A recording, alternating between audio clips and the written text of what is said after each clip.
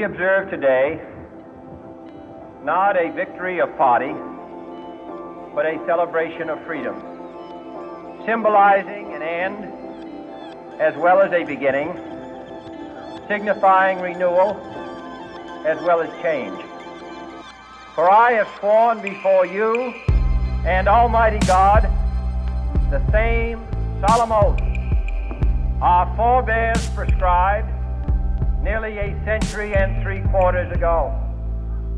The world is very different now, for man holds in his mortal hands the power to abolish all forms of human poverty and all forms of human life. And yet the same revolutionary beliefs for which our forebears fought are still at issue around the globe. The belief that the rights of man come not from the generosity of the state, but from the hand of God. We dare not forget today that we are the heirs of that first revolution. Let the word go forth from this time and place to friend and foe alike that the torch has been passed to a new generation of Americans born in this century, tempered by war, disciplined by a hard and bitter peace, proud of our ancient heritage, and unwilling to witness or permit the slow undoing of those human rights to which this nation has always been committed and to which we are committed today at home and around the world.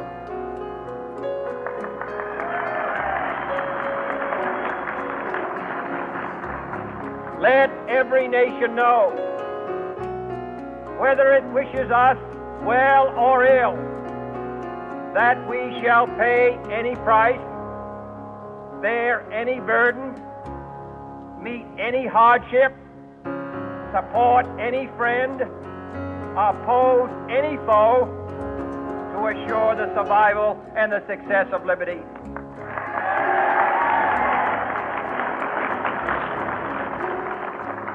This much we pledge and more. To those old allies whose cultural and spiritual origins we share, we pledge the loyalty of faithful friends. United, there is little we cannot do in a host of cooperative ventures. Divided, there is little we can do, for we dare not meet a powerful challenge at odds and split asunder. To those new states whom we welcome to the ranks of the free, we pledge our word that one form of colonial control shall not have passed away merely to be replaced by a far more iron tyranny. We shall not always expect to find them supporting our view, but we shall always hope to find them strongly supporting their own freedom, and to remember that in the past, those who foolishly sought power by riding the back of the tiger ended up inside.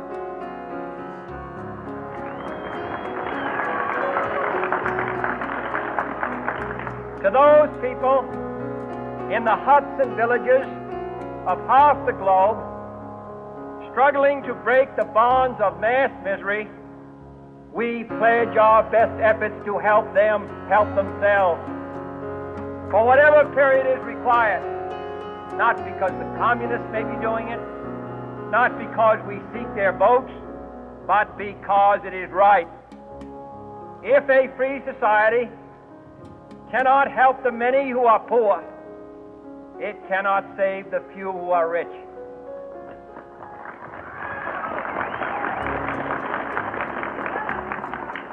To our sister republics south of our border, we offer a special pledge to convert our good words into good deeds, in a new alliance for progress, to assist free men and free government, in casting off the chains of poverty. But this peaceful revolution of hope cannot become the prey of hostile powers. Let all our neighbors know that we shall join with them to oppose aggression or subversion anywhere in the Americas. And let every other power know that this hemisphere intends to remain the master of its own house.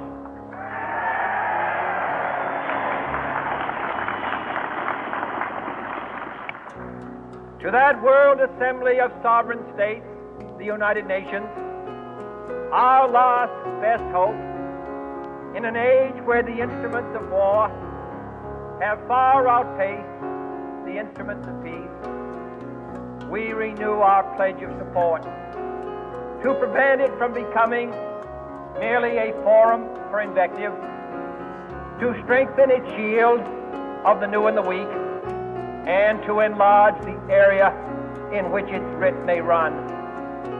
Finally, to those nations who would make themselves our adversary, we offer not a pledge, but a request that both sides begin anew the quest for peace.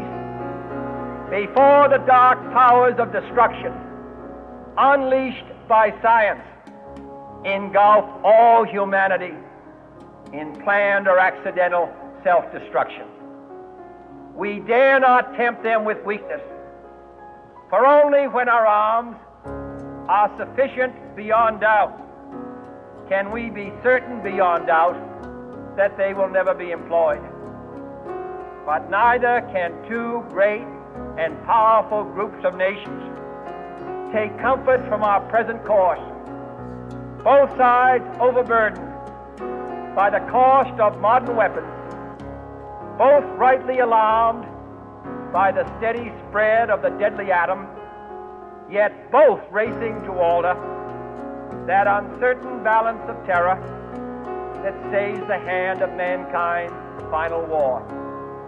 So let us begin anew, remembering on both sides that civility is not a sign of weakness, and sincerity is always subject to proof. Let us never negotiate out of fear, but let us never fear to negotiate.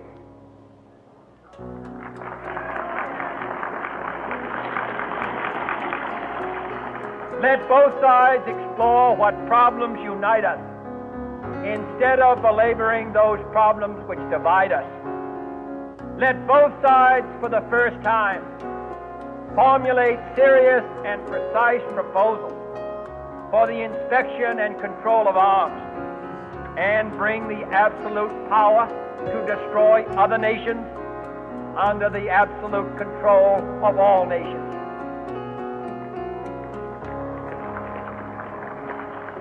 Let both sides seek to invoke the wonders of science instead of its terrors. Together, let us explore the stars, conquer the deserts, eradicate disease, tap the ocean depths, and encourage the arts and commerce.